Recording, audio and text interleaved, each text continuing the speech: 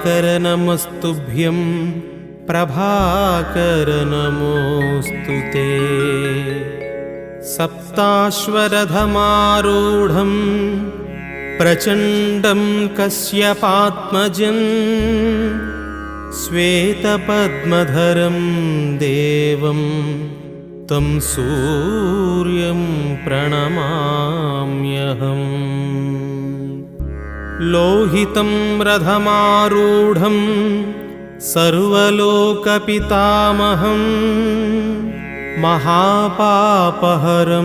देवं तं सूर्यं प्रणमाम्यहम्।